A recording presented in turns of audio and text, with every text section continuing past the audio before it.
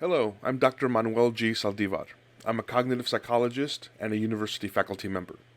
On this channel, I focus on ideas and concepts that will help you become more successful as a college student. Please join me for today's episode.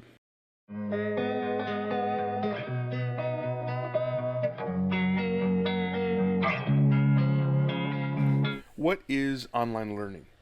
This may seem like a simple question, but it actually is a point of confusion for many college students. Because of the COVID-19 pandemic, many students found themselves in online learning, whether they wanted to be there or not. But even setting that aside, a growing trend in higher education has been for more online learning to take place. So, even setting aside the pandemic, the odds are high that you as a college student will need to take multiple online classes while you're in college. And in fact, in the future, in your career as a professional, it's also quite likely that you'll need to do some online learning as part of your professional training. For example, to maintain a professional license or to complete continuing education that's required by many professions, such as legal profession, medicine, engineering, teaching, and other fields. So, in today's episode, we're going to discuss some basics about online learning to make sure you have an idea of what it is and what it is not, as well as some tips to help maximize your chances of being successful when you are in an online learning situation. So, first, online learning is either synchronous or asynchronous.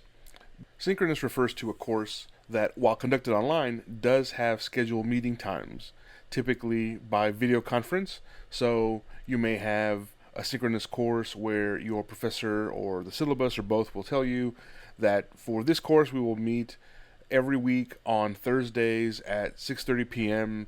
Central Standard Time for 90 minutes or whatever.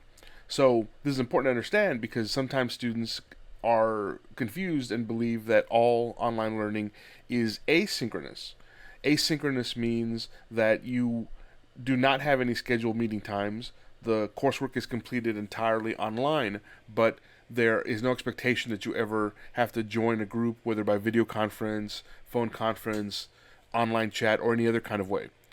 Now, having said all that, do be mindful that whether an online course is synchronous or asynchronous, you will always have deadlines. There will be timetables, schedules that your professor will provide for you in terms of when different assignments are due. It's also possible that you may have in some online courses scheduled exam times, which are separate from the rest of your learning activities.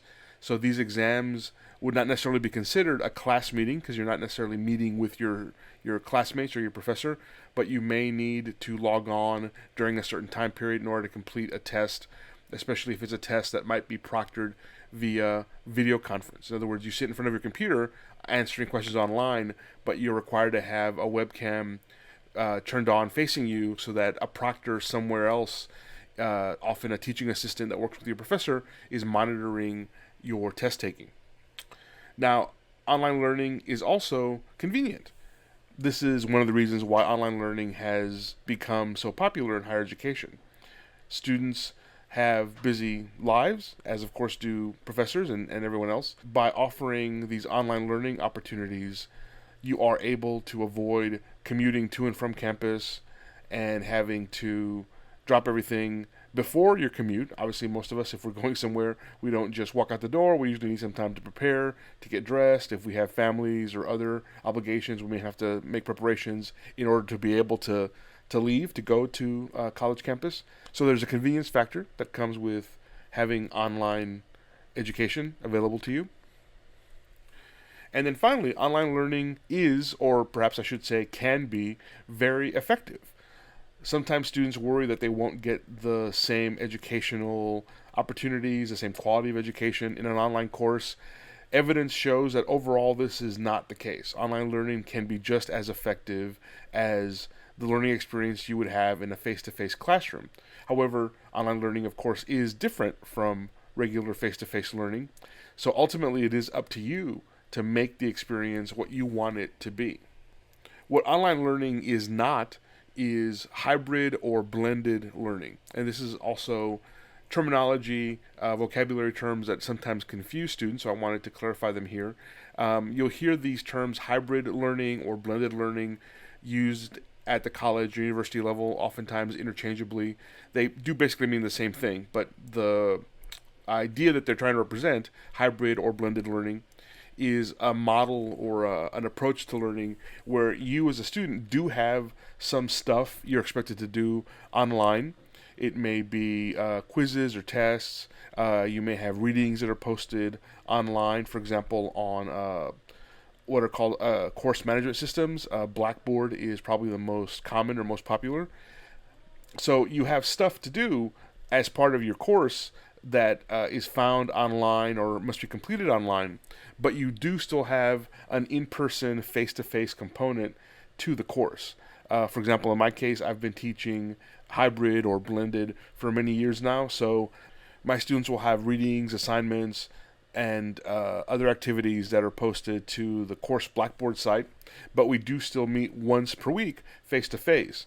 So the way that I teach is I try and have all of the interactive activities, group discussions, opportunities for different kinds of participation are all taking place during the face-to-face component, but other things that students don't necessarily need me in front of them for, such as video lectures like this one, or quizzes, short reflective journals, and other kinds of assignments, they all take place online. Online learning is neither harder nor easier than face-to-face learning. This is a point where many students often buy into what I call conspiracy theories about online learning.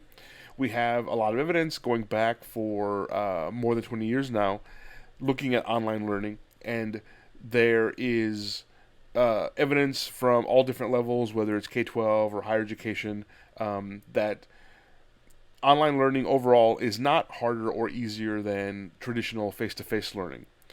Now, some particular courses students might find more or less challenging, but ultimately this difficulty or perception of difficulty or easiness is really a function of the student's own situation. And I'll talk more about this in later in this episode when I offer some advice on how to be successful with online learning. But going in, the thing to be aware of is that overall, you should expect the experience in online learning generally to be comparable in terms of what is available for you to learn and the expected difficulty level. Sorry for the interruption, but if you're enjoying this video, please like, subscribe, and click on the bell icon for notifications. Now, how difficult or easy it actually is comes down to what's happening on your side as a student, not really on the course side. And then finally, online learning is not less of a time commitment than regular face-to-face learning. This is another misunderstanding many students have. Students might think, and this is a natural assumption, I guess, they might think, well, this class is online, I don't have to drive to campus, whether it's synchronous or asynchronous, whether I have to find time to meet with my professor or my classmates over a video conference. If it's synchronous, if it's asynchronous, then I'll have deadlines, but I can just otherwise do things at my own pace. It may seem like, it'll save me a lot of time. That's not necessarily the case. You want to be careful about budgeting your time and being realistic about how much time and effort you actually will need for an online course. You'll recall earlier I said that online learning is meant to be convenient, but convenience doesn't mean easier or harder, but it also doesn't mean less time is required. You may end up spending a comparable amount of time in an online course. It's just that the way in which your time is allotted or budgeted could differ in different ways. You may not have to drive to campus and circle around a parking lot waiting to find a parking space, but you may need time to set up your computer, to log into the internet, to set up your webcam, to prepare any materials you might need as part of your online work. So these activities, these things you need to do just to kind of set yourself up to be able to do your online learning don't happen in a vacuum. I mean, they take time, they take effort. So don't assume that an online class necessarily will demand less time. You may just spend your time differently from the way you would in a face-to-face class. If you'd like some further guidance, I would encourage you to watch some of the other videos in this video series. I have a number of episodes that look at different issues related to what I call becoming an independent learner, being able to not be so dependent on having a professor or someone giving you a lot of direct guidance. I would never discourage students from seeking help from professors or classmates or anybody else, but you are, as a college student, expected to be in charge of your own learning. So episodes 10 through 13 of this video series in particular, as I said, look at topics related to becoming an independent learner, so I would encourage you to look at those if you have not. But next I want to talk about 4 bits of advice, 4 tips for succeeding in online learning. You want to think about lifestyle fit. You want to be thoughtful about your access to technology. Be mindful about your level of motivation. And then finally, your comfort with or ability to communicate. So by lifestyle fit, I mean, as I've said earlier, although online learning is meant to be convenient, it will not necessarily require less time or be less demanding of you. And I've found in my own experience as an educator, but also from the research that I've read on online learning, many students don't necessarily come into online learning with a good grip on what their own schedules look like. In other words, many students underestimate how much time they need just to live their lives. If they have jobs that they have to worry about, obviously that's something that takes time, that draws time from your schedule. If you have family commitments, some students, of course, may have their own families or their own children, but in other cases, even some students that don't have their own children, they may need to help take care of younger siblings. They may need to help take care of older relatives, grandma, grandpa. They may have situations where they need to devote some amount of time to these kinds of family needs, which are all obviously very important, and certainly, if you have family concerns, you should address them. But you need to be thoughtful about how do these things impact the amount of time you have. There are some students for whom online learning is just never going to be a good fit. I've had students who ended up dropping online classes not because they didn't understand the material or were not good students, but for example, I've had some students that lived in a household with a lot of siblings or a lot of relatives, maybe their parents, their siblings, grandma, grandpa, aunt and uncle, or whoever, and the household was just too busy, too crowded. They could never find time to sit in a corner and set up a webcam and log into an online class, for example. Other students weren't able to, had struggled to find time for asynchronous classes just to be able to get a quiet corner where they could sit themselves up on a kitchen table or whatever with a laptop and do their work. If they were home, they would not be able to work because of these family interruptions. So they actually wanted or needed to be on campus just to be able to get work done for school. So be mindful of how your lifestyle is or is not a good fit with online learning. If it's not, there's nothing wrong with that. That's not a bad thing. But you probably want to avoid online learning, or at least avoid it until you're able to work out methods to be able to engage in online learning in a productive way. You want to think about and be very realistic about your access to technology. Again, I've had many students that were great students in terms of their ability to comprehend the material, their dedication, their desire to be good students. But the problem is if, because of your financial circumstances, you don't have the computer equipment, the webcam, the other stuff you might need to be able to participate actively in an online class, that's going to be an issue. Some students, in fact, the most typical problem I see is actually not so much students don't have a laptop with a webcam or a computer with a webcam. It's that they do have a laptop or a computer, but the machine is kind of elderly and it's not really up to the task or the challenge of being able to handle Blackboard or Zoom or other kinds of technology that you need for online learning in many cases. In some cases, I have students that here in the area where I happen to live, I have a lot of students that come into town onto the university from rural areas. They may not have dependable internet or internet at all. That's, of course, a challenge. Any kind of online learning is always going to be dependent on the internet. If you have a situation where you're not able to access technology at home, most colleges and universities will have computer labs or other kinds of arrangements they can help you make. Some universities now offer laptops that you can check out, the way you can check out a book from the library. But you need to have an understanding or be aware of what options you have or don't have, because, as I've mentioned in prior videos, as a college student, you're expected to manage this process of being a learner. That doesn't mean you're in it alone and you can't ask for help or try and look for help. But at the end of the day, it's up to you to be responsible. If you decide to sign up for an online class, you're expected to figure out how to make that work. And if you can't, then that doesn't mean you're a bad student, or certainly doesn't mean you're a bad person, but that particular online learning situation may not be a good fit for you. To be successful in online learning, you want to make sure you understand your level of motivation and that you can motivate yourself. There are some students who are very successful when they're in class because they draw energy, or they get motivated, they get energized from being in class, from having a professor available, from having classmates to talk to. Other students report feeling but again, this is not just my own personal experience, although that's part of it, but there's a lot of research that's coming out, especially after COVID, that looks at these patterns, these challenges that students report in online learning. Many students report feeling very isolated, very lonely when they're logging into class from their bedroom or their kitchen table or wherever, and just the fact that they're not around people, the fact that they're alone, can be demotivating, even if otherwise they're very interested in the material or in being a college student or whatever. Some students sign up for online learning thinking they'll be motivated, believing that they'll be in good shape. Oh, I've always loved history, and so I'll take this online history class, it'll be fine. But then they find that the fact that it is online, that difference alone is enough to make it much more challenging in terms of motivation. So again, if you have difficulty being motivated in online learning, that doesn't mean that there's something wrong with you, certainly, but it does mean that you want to look inward and really consider what you're doing, and avoid putting yourself in situations where you're trying to do online learning if you're not able to motivate yourself to do it successfully.